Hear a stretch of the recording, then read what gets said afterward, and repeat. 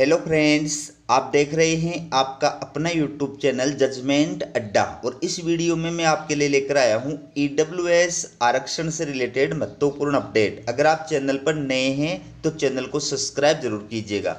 चलिए वीडियो की शुरुआत करते हैं। आप देखिए, MP high court EWS quota लागू होगा अनारक्षित पदों पर। हाई कोर्ट ने आरक्षण प्रक्रिया को माना सही। दोस्तों, इस वीडियो में मैं आपको ईडब्ल्यूएस आरक्षण से रिलेटेड जानकारी प्रदान करूंगा। अगर आप कंपटीशन एग्जाम की तैयारी कर रहे हैं तो भी आपके लिए ये जो वीडियो है बहुत इंपॉर्टेंट है, क्योंकि मैं इसमें आपको अलग से विशेष जानकारी भी प्रदान करूंगा, इसलिए पूरा वीडियो देखिएगा। तो एक बार ये न्यूज़ देखिए आप। निर्धारित पदों की संख्या के आधार पर ईडब्ल्यूएस वर्ग को 10% आरक्षण नहीं दिए जाने के खिलाफ हाई कोर्ट में याचिका दायर की गई थी। हाई कोर्ट जस्टिस विवेक अग्रवाल ने याचिका को खारिज करते हुए अपने आदेश में कहा कि अनारक्षित वर्ग के लिए निर्धारित सीट के आधार पर ईडब्ल्यूएस आरक्षण लागू किया जाता है। ठीक है, तो इस न्यूज में क्या कहा है, एमपी हाई कोर्ट के द्वारा ईडब्ल्यूएस आरक्षण को लेकर के क्या डिसीजन दिया गया है, ये मैं आपको बाद में क्लियर करूंगा। उससे पहले मैं आपको बताता हूं कि ईडब्ल्यूएस आरक्षण जो है ये क्या होता है, कब लागू किया गया था। ठीक है, वर्तमान जो केंद्र सरकार है उसके द्वारा 2019 में 103वां संविधान संशोधन किया गया था, और इस संविधान संशोधन के द्वारा अनुच्छेद 15 और अनुच्छेद 16 में जो है संशोधन किया गया था, और संशोधन करके अनुच्छेद 15 खंड 6 और अनुच्छेद 16 खंड 6 जो है ये जोड़े गए थे। ठीक है, तो इस संविधान संशोधन के द्वारा क्या किया गया था, आर्थिक रूप से कमजोर वर्गों को यानी ईडब्ल्यूएस वर्ग के लोगों को जो है शिक्षण संस्थानों में प्रवेश और सरकारी नौकरियों में 10% आरक्षण का प्रावधान किया गया था। ठीक है, हालांकि बाद में इस संविधान संशोधन के तहत ईडब्ल्यूएस के लिए जो 10% आरक्षण का प्रावधान किया गया था उसको लेकर के सुप्रीम कोर्ट में कई सारी याचिकाएं भी दायर की गई थी, जिन पर सुनवाई करते हुए 7 नवंबर 2022 को दिए ऐतिहासिक फैसले में 5 जजों की संविधान पीठ ने 3:2 के बहुमत से संविधान के 103वें संशोधन को सही करार दिया था। इसी संशोधन के जरिए आर्थिक आधार पर आरक्षण देने की व्यवस्था बनाई गई थी।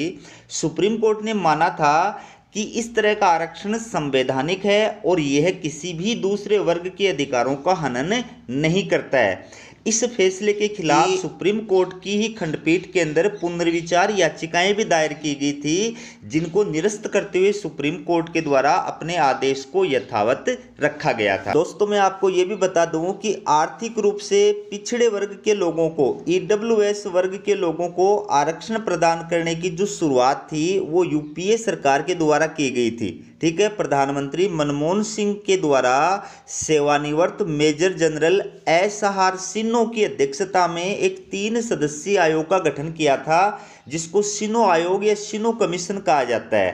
ठीक है, तो इस आयोग के द्वारा जुलाई 2010 में सरकार को अपनी रिपोर्ट जो है वो प्रदान की थी, और इसी रिपोर्ट के आधार पर यानी सिन्हो आयोग ने जो सिफारिश की थी उस सिफारिश के आधार पर ही फिर बाद में जो केंद्र में एनडीए की सरकार थी, नरेंद्र मोदी के नेतृत्व वाली एनडीए सरकार थी, उसके द्वारा 2019 में 103वां संविधान संशोधन करके ईडब्ल्यूएस आरक्षण की व्यवस्था लागू की गई थी। ठीक है, अब बात करते हैं ये जो एमपी हाई कोर्ट के अंदर ये जो डिसीजन दिया गया है ईडब्ल्यूएस आरक्षण को लेकर के, ये क्या है। तो दोस्तों, इसमें ईडब्ल्यूएस आरक्षण के मामले में सुनवाई करते हुए जो एमपी हाई कोर्ट है उसने ये कहा है कि ईडब्ल्यूएस जो आरक्षण होता है वो कुल जो सीटें होती हैं उनके अंदर 10% निर्धारित नहीं होता है, बल्कि यूआर की जो सीटें होती हैं, अनारक्षित जो सीटें होती हैं, उन सीटों में से 10% आरक्षण जो है वो निर्धारित होता है। ठीक है, आगे और इसमें क्या कहा है वो आप देखिए।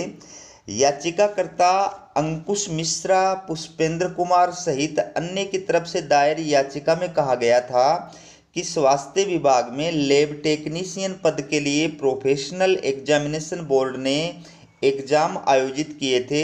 लैब टेक्नीशियन के कुल पदों की संख्या 219 थी। ईडब्ल्यूएस वर्ग के लिए 10% आरक्षण निर्धारित है। इस अनुसार ईडब्ल्यूएस वर्ग के लिए 22 पद आरक्षित होने चाहिए थे, परंतु इस कोटे के तहत सिर्फ 4 लोगों को नियुक्तियां प्रदान की गई थी। तो याचिकाकर्ता ने क्या किया है कि जो टोटल पद थे 219, ठीक है, तो टोटल 219 पदों में उसने 10% आरक्षण ईडब्ल्यूएस के लिए निर्धारित 10% आरक्षण के हिसाब से 22 पद जो है वो मान लिए, ठीक है। और जबकि संबंधित विभाग जो था उसके द्वारा लैब टेक्नीशियन की पद के लिए जो भर्ती का विज्ञापन जारी किया था प्रोफेशनल एग्जामिनेशन बोर्ड एमपी, उसने क्या किया था, ईडब्ल्यूएस के लिए जो है 4 पद जो है वो सुरक्षित रखे थे, ठीक है। तो अब अभ्यर्थी के द्वारा हाईकोर्ट में याचिका दायर की गई और ये कहा गया कि टोटल पोस्ट 219 थी, तो उसके हिसाब से 22 पद जो है वो ईडब्ल्यूएस वर्ग के लिए आरक्षित होने चाहिए थे, लेकिन संबंधित विभाग ने सिर्फ 4 ही लोगों को जो है इस कोटे के तहत नियुक्ति प्रदान की है। तो हाईकोर्ट ने मामले की सुनवाई करते हुए जो डिसीजन दिया वो आप देखिए। याचिका की सुनवाई करते हुए एकल पीठ ने पाया कि निर्धारित पदों में 122 पद ओबीसी, 46 पद एससी तथा 13 पद एसटी के लिए निर्धारित थे। सामान्य वर्ग के लिए 34 पद निर्धारित थे। एकल पीठ ने अपने आदेश में कहा कि ईडब्ल्यूएस आरक्षण सिर्फ सामान्य वर्ग के लिए निर्धारित है। सामान्य वर्ग के लिए निर्धारित संख्या के अनुसार 10% आरक्षण ईडब्ल्यूएस वर्ग को प्रदान किया गया है। एकल पीठ ने उक्त आदेश के साथ याचिका को खारिज कर दिया।